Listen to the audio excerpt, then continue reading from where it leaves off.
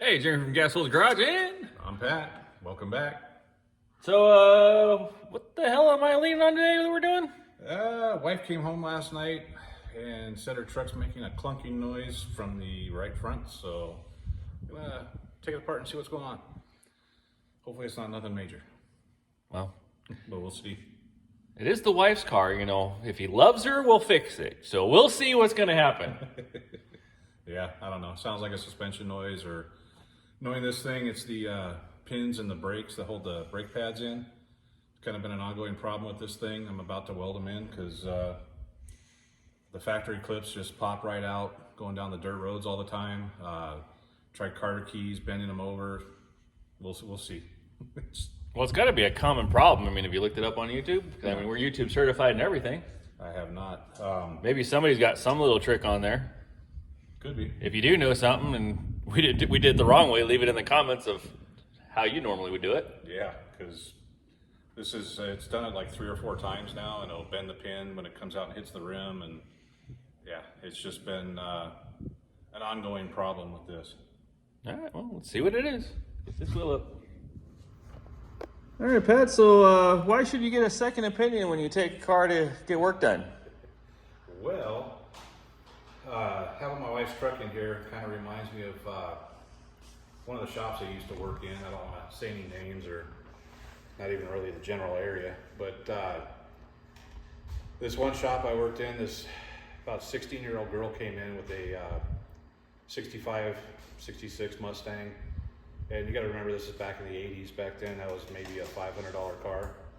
It was a nice one, but you know, they just weren't worth anything back then. Well, I have a 65 Mustang now, and it's not worth anything.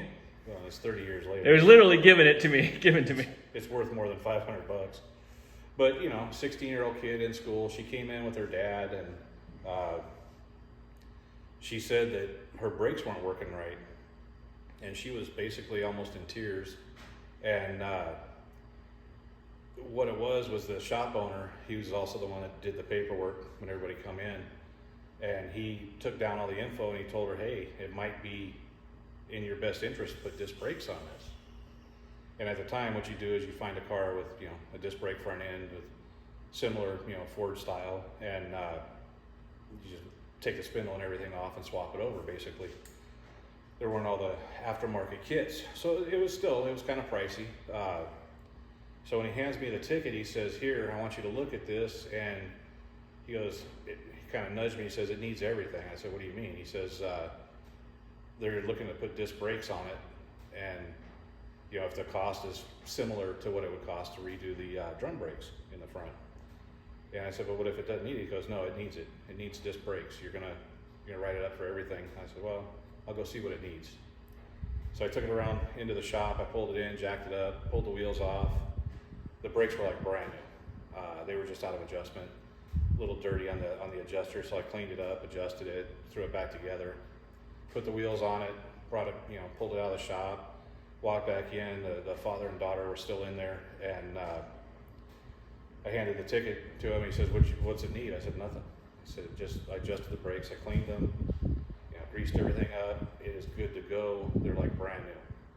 And he got mad at me, kind of pulled me aside. He said, I told you to write it up for everything. I said, it doesn't need everything. I go, you do what you got to do. And I handed him the ticket. So he turns around and he starts talking to the father and the daughter. And they had a window where you could see in there from the shop. And she burst into tears. And you could see the father was all upset and everything. And it was truly him taking advantage of people, which is what he did. So fast forward like an hour or two later, and there was a shop across the street, and the owner of that shop came in and talked to the owner of the shop I was in. And I will say the guy's name. He's no longer with us. His name was Bud. So Bud's in there talking to my boss, and I walked up to Bud. I said, hey Bud, you need a mechanic over there? He says, hey, I could always use a good mechanic. He goes, you know, I was actually working another job full time, so I only wanted part-time work. So I said, you know, I can work from this time to this time. And he goes, yeah, when can you start? And I walked over to my toolbox, locked it up, and started pushing it across the street. And the owner of the shop I was in, he goes, I guess that's your resignation? I said, yep. Can't work for a shop that does that. They just took advantage of everybody they could, especially women. And the shop I ended up going to, it was awesome. If you brought your car in there and you were, it's like say driving to Vegas, you know, from here it's what, 300 miles roughly. I'm going to Vegas, I need to get my car checked out. Can you take a look at it, see if it needs anything, see if it's safe? And you'd look at it and say, well, yeah, everything looks good. You know, you're gonna be due for an oil change when you get back. Your fan belt's a little iffy, but I'm pretty sure you'll make it, that type of thing. And the people just loved it. We didn't take advantage of anybody. Everybody that was there one time, they were a return customer for life. That's the kind of shop that I like to work in. And yeah, it's just, there's a lot of shops out there that take advantage of people. Another one would be, my daughter's truck needed an alignment. It's a little Ford Ranger 4-wheel drive. She took it to a local alignment shop and they sold her a 4-wheel alignment. Well, you can't really do a 4-wheel alignment on a Ranger. It's a solid rear axle. If it's out, it's out. You're not really gonna adjust it without major surgery. So waste of time, waste of money. It's just, a lot of shops do it. It's easy money. So be careful out there, people. Educate yourself. You know, YouTube University, it's actually a pretty good thing. Even if you're not gonna do the work yourself, maybe study up on it. And that way when you go to the shop, you're not going in blind. All right, well, here we go. Now we're going to get into this episode. So, moral of the story is get a second opinion. You wouldn't go to a doctor and have them say they're going to cut off your leg without getting a second opinion. So, same with the freaking shops. They will rip you off. They may not cut your leg off, but you'll feel like it after paying the bill. And like I said, it's not all shops. There's some really good shops out there, but there's some pretty shady ones too. And bottom line is ask your friends, because, you know, if they have good luck with the shop, chances are you will too. Exactly. So, all right, here we go.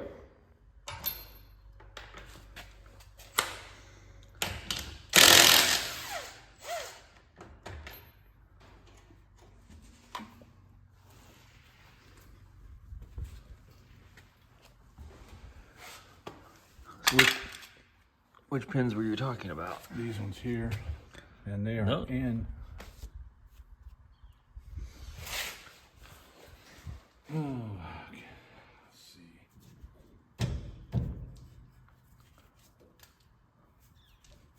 Well, nothing obvious from the get-go.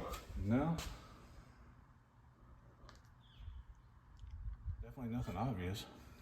So we're not getting any movement from anything down here using the pry bar. Nothing's staying out to either one of us.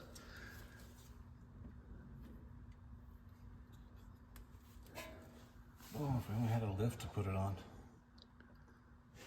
So what the hell? You're putting the tire back on? Can't find your problem? What the hell? I thought you were an expert at this shit. It's not what it usually is on this thing, so everything looks tight underneath, but the springs in this are so stiff. I'm gonna put the tire back on and pry up and down on it, make sure nothing's moving, and then check the other side, because sometimes on suspension the noise will travel from front to back, side to side. So give it a try.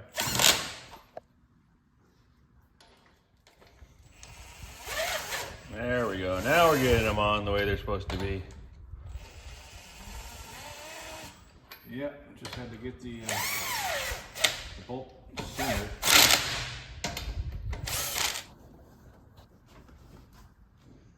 That doesn't seem to be doing anything. Nope. Guess we'll try the other side. Yeah. So round two, as they say in the business on the B side, radio business. Nothing obvious so far.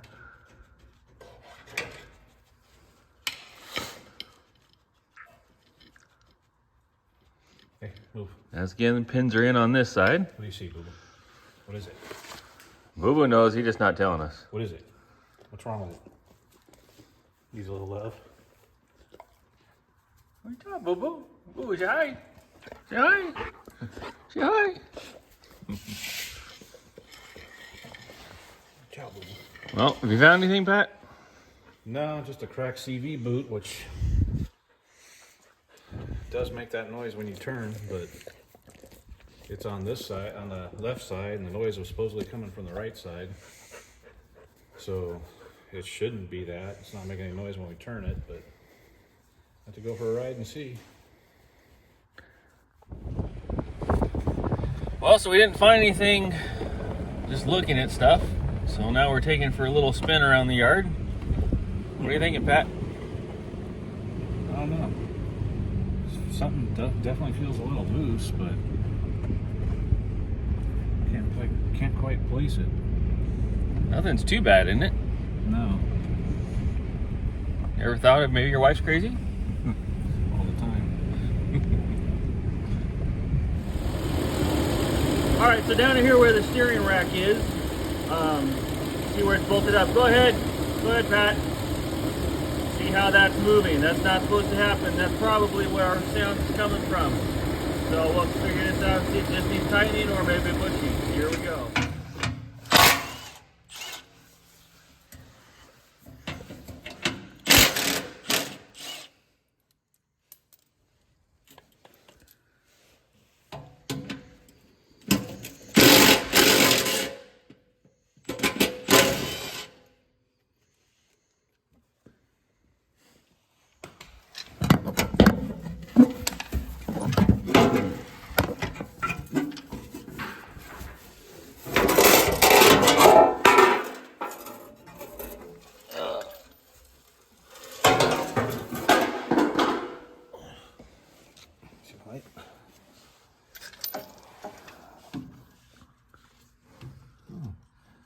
I can get to it. So Toyota did something right? They did. I mean, you don't seem a very, big supporter of their pins through their brakes. Yeah, no, not at all. Not so much? Not so much.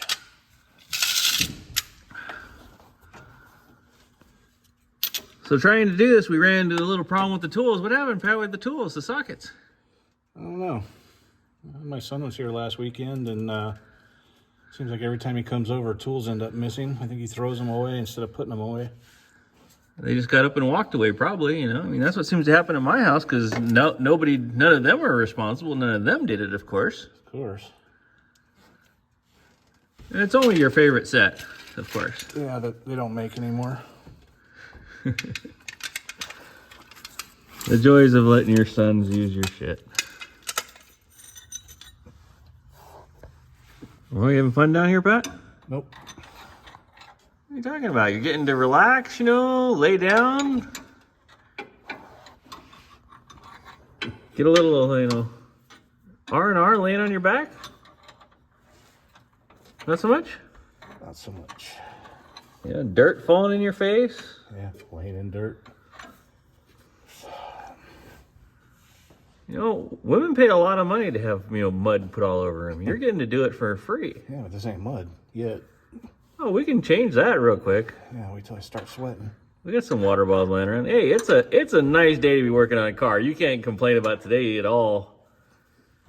It is like the perfect degree today. It's in the 70s. It's great. Yeah, it's kind of nice for a change. Yep, that's not loose.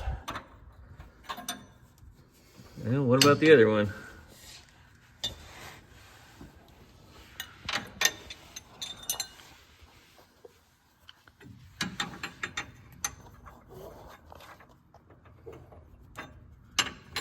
You can do it.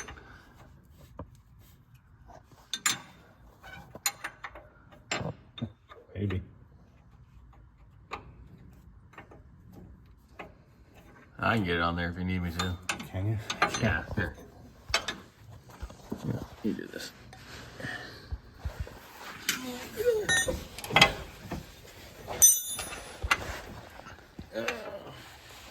This is where it helps to have skinny arms. Yeah, so what are you doing? That's not budging either, brother. Yeah, I didn't think so. Nope. Yeah, it's just bushings. So,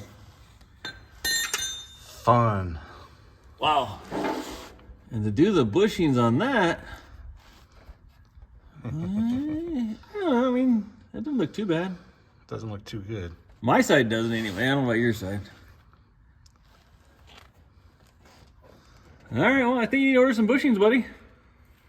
I just don't know if that's it. I mean, obviously that's moving around a lot, but It is moving around quite a bit, but God only knows what your wife wants. Well, what the hell just happened, Pat? not a damn thing. So, situation normal. Took the truck for a ride, drove to my wife's work and back. That's where she noticed the problem is coming home last night. Nothing. It didn't make any noise at all. I mean, other than the obvious, the truck's got 152,000 miles on it. That's breaking it in. It's a Toyota. It's all original suspension. The bushings are not even close to being wore out, but they are a little looser than they were from factory, but that's to be expected. No clunking, like she said. No, she explained it as a knock, and the first thing I said was, "Did you check the oil?" And she goes, "No, it's coming from the right front." Oil? What's oil? Yeah. I mean, there is one thing that it could be, maybe when it gets warmer, the front left CV boot is torn on the inside, so that has a tendency, those will make noise when you turn, a clunky noise, but we're not hearing it, and it's still got grease packed in it, it's not full of dirt and mud, so. And considering we drove it basically double what she would have driven it, because we went all the way to the school and all the way back. Yeah, If it was going to make the noise, she'd have made it by then. I would think so. So, yeah, I guess instead of just swapping parts out, what we think it could be, well, it's dry as fine now, so if it gets worse, it gets worse. I don't want to start throwing parts at it, but checked everything under there, it's all tight. The only thing that has movement in it is that steering rack like we showed you, but that is tight, and it's always had that kind of feel to it since day one. Where you hit a bump, it just feels a little loose in there, and that's nothing new. Just figured that maybe since the issue with the carrier bearing and the wheel bearings on this thing, maybe that's what brought it to her attention, because she's paying more attention now, but I guess not. A woman pay attention? Did I say that? No, I didn't say that. A woman pay attention to her car? Come on now. She actually does. She just doesn't know when things are actually wrong. But she's getting there. Hey, you're teaching her. Get step by step. You got to learn here and there. Yeah. So, all right. Well, anything else? I think that's it. All right. Well, as always, please subscribe and give money to St. Jude. All right, thanks for watching. Yes, like Jeremy said, please like, share, subscribe, and let us know in the comments if you subscribe, and one of us will get back to you. Just let us know, say, hey, I subscribed, and we'll get back to you. Thanks for watching.